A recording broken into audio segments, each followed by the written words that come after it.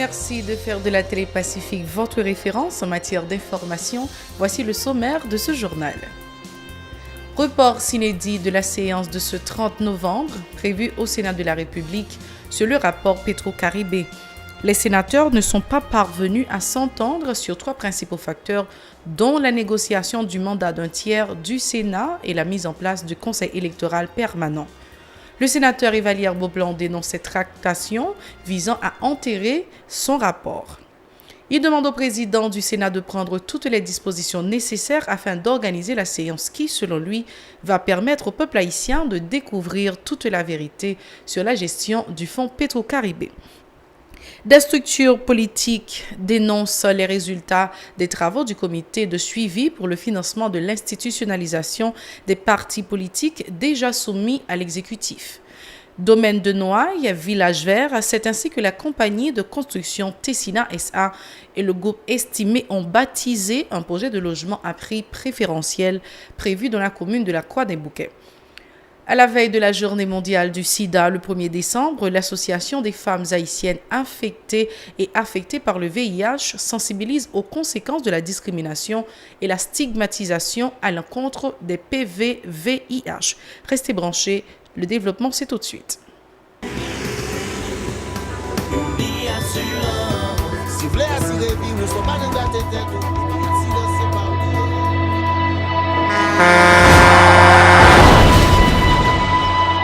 En général, moun pa reme pran assurance. Yo considéré que son l'argent rejeté.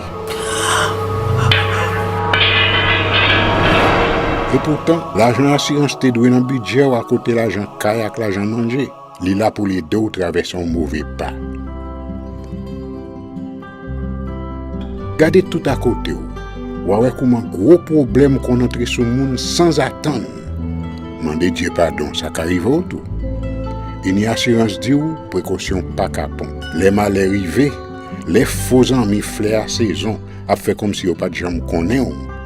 Une assurance après rétablir ou pour le dire continuer vivre la vie ou quitter ce course là nan men nous. Uni Assurance. Vivez en toute assurance. Merci d'être encore avec nous pour les détails de ce journal. Dossier Petro-Caribé à la une de cette nouvelle page d'actualité dont la séance prévue pour ce 30 novembre a finalement été reportée s'inédit.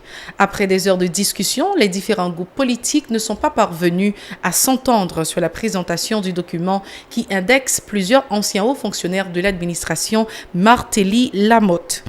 Le président du Sénat annonce la poursuite des concertations en vue de trouver une nouvelle date pour la tenue de la séance.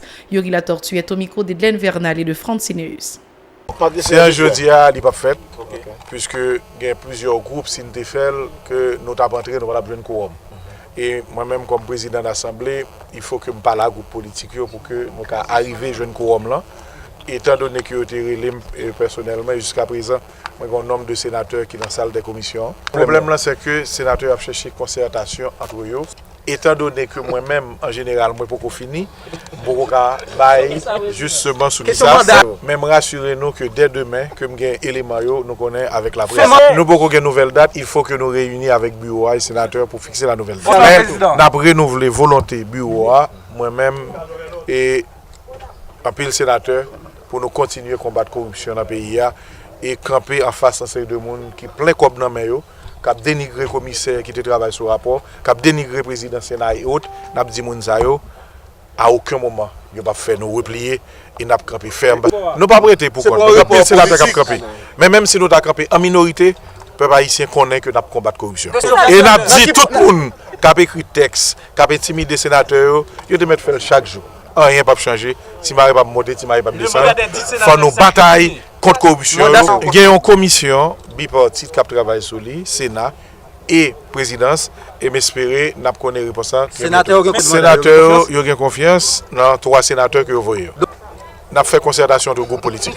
Selon le sénateur du PHTK, Willow Joseph, les points de discorde entre les sénateurs portent sur trois principaux facteurs: la négociation du mandat d'un tiers du Sénat qui devrait partir le deuxième lundi de janvier 2018, la mise en place du Conseil électoral permanent et le vote du rapport Petro-Caribé. Écoutons ces explications.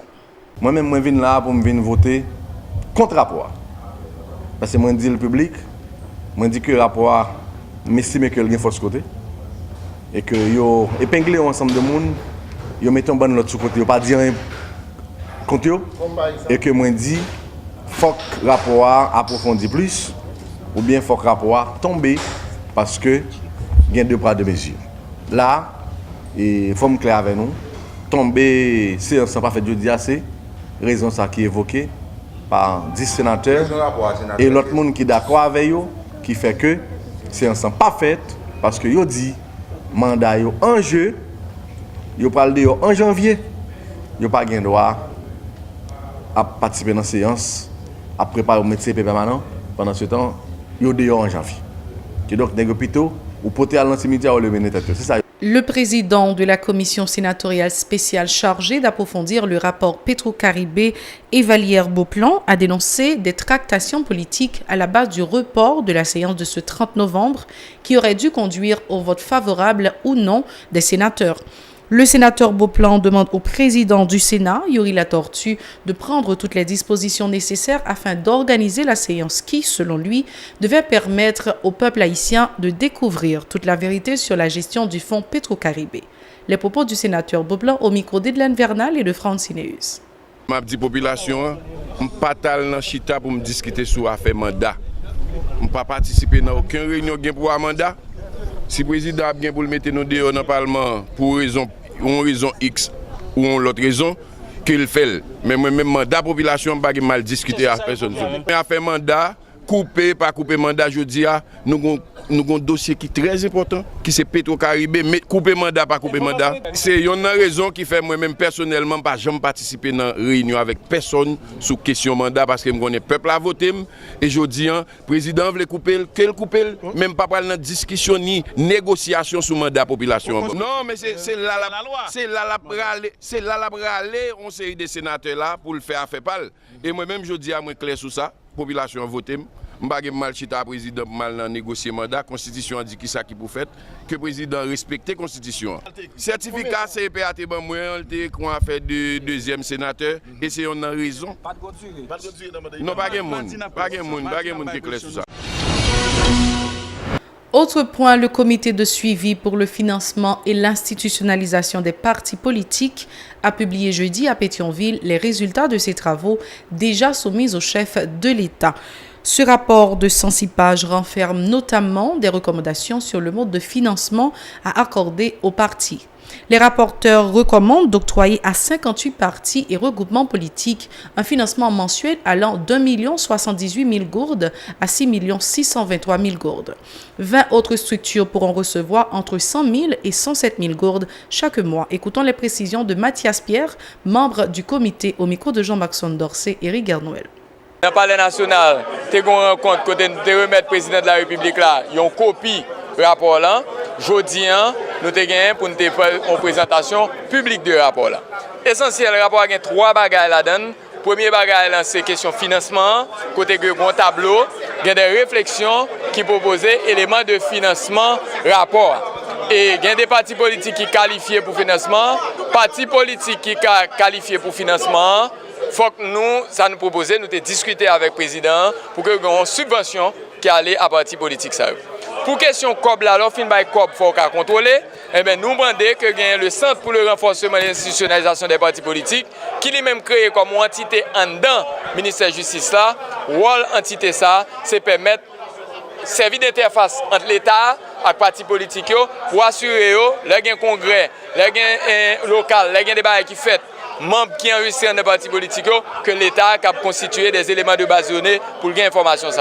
Ensuite, il y a des recommandations qui sont faites sur le regroupement, il y a des recommandations qui sont faites sur questions contentieux électoraux, côté nous dit qu'il faut que séparer juges électoraux de membres de conseil électoral qui prennent des décisions administratives. Voilà en gros l'ensemble de grosses décisions qui te prend. Et nous sommes capables de dire un peu de mots. Le parti politique a recevoir plus COB dans le financement, il a recevoir 6,5 millions de gouttes par mois. Ça va recevoir au moins de 100 000 gouttes par mois qui vous permettent tout parti politique de jouer au minimum pour question de financement. Toujours sur ce même dossier, plusieurs représentants de partis politiques présents à la cérémonie ont exprimé leur désaccord avec les membres du comité qui l'accusent de n'avoir pas approfondi approfondit les rencontres dans le cadre de ces travaux.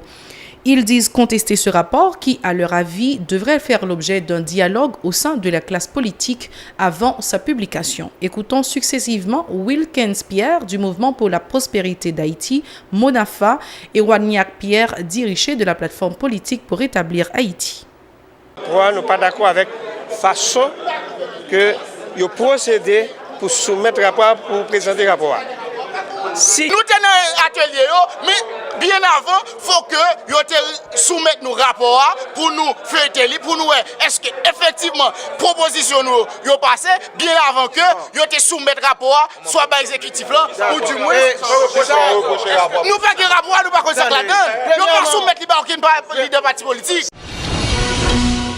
Haïti Santé, à la veille de la journée mondiale du sida, le 1er décembre, l'Association des femmes haïtiennes infectées et affectées par le VIH a organisé jeudi au kiosque Oxyde Gentil au Champ de Mars une cérémonie funèbre symbolique pour sensibiliser aux conséquences de toutes les formes de discrimination et de stigmatisation à l'encontre des personnes vivant avec le VIH-Sida.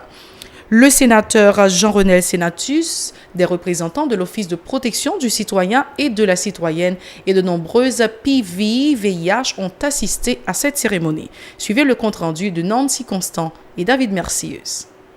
Est-ce que c'est sida, c'est politique? Est-ce que ça fait nous? Dans un cercueil blanc, surmonté d'une croix noire, disposé sur l'estrade du kiosque Oxyde Gentil, repose une dépouille assez particulière. Un ensemble de morceaux de papier sur lesquels figurent les différents types de discrimination dont sont l'objet les personnes vivant avec le VIH-Sida. Des funérailles symboliques utilisées par les personnes infectées pour faire comprendre que le sida doit être considéré comme n'importe quelle autre maladie. Dans son sermon de circonstance, le pasteur Jackie Chéry exhorte les séropositifs à ne pas infecter volontairement d'autres personnes et à persévérer dans la prière car Dieu peut faire des miracles. Ou même qui gagne pas faire méchanceté. Pour dire c'est tort que vous devez faire pour bailler l'autre lit. Pas faire ça. Mais ou même tout qui pas gagner, pas exposer tout de façon pour prendre. Parce que bon Dieu veut pour la vie ou vivre en santé. Les discriminations, le mépris et l'abandon des autres à l'égard des personnes infectées par le sida compliquent davantage l'existence de ceux qui vivent avec le virus, déplore une séropositive. On a soutenu PVVIH qui n'a pas de soins, les malades pour y hospitaliser. On a discriminé nous, même docteur, même monde qui propose avec nous, tout c'est menti. Mon PVVIH, c'est misère passé en dans UEH, en dans toute l'autre institution. La coordonnatrice de l'Association des femmes haïtiennes infectées et affectées par le VIH, Marie-Malia Jean, elle-même PVVIH, plaide en faveur d'une assistance sociale auprès des autorités compétentes et d'un meilleur encadrement auprès des familles des personnes infectées. Nous, les jodi à nous dit, nous pas d'accord. Nous dit Abraham dit, c'est assez, nous bouquet. Nous bouquons avec stigmatisation ça yo, nous bouquons avec discrimination ça yo, nous voulons finir avec stigmatisation ça qui permet que des gens qui pas accepter kon statut sérologique yo parce que moun nan di ou l'aime fin kon statut moun bral mettre dans la rue, moun bral kon zafem. De son côté, le directeur de promotion des droits humains à l'Office de protection du citoyen et de la citoyenne, Jude Jean-Pierre, promet au PVVIH l'accompagnement de l'OPC dans cette lutte. Mais l'OPC en même temps, voyez de signal très clair pour dire que désormais OPC, c'est une institution qui est là pour accompagner la population, chaque fois doit léser, notamment les gens qui sont victimes de VIH-Sida. Nous connaissons pile là de victimes de stigmatisation. Présent à la cérémonie, le sénateur Jean-Renel Senatus appelle à la collaboration de tous les secteurs pour parvenir à l'éradication de toutes les formes de discrimination contre les PVVIH. L'État doit gagner les gens qui vivent avec le virus en bas gel.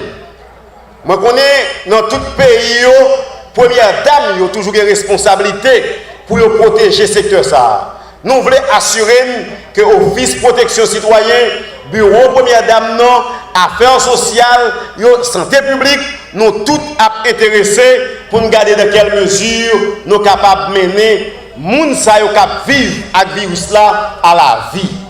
Selon un dernier rapport de l'ONU-SIDA, 150 000 personnes vivaient avec le VIH en Haïti en 2016. Les experts n'arrivent toujours pas à s'entendre sur un remède pouvant éliminer le virus.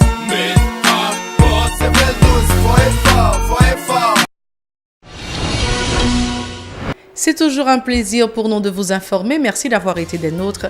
Restez branchés à la Télé Pacifique. Au revoir, à la prochaine.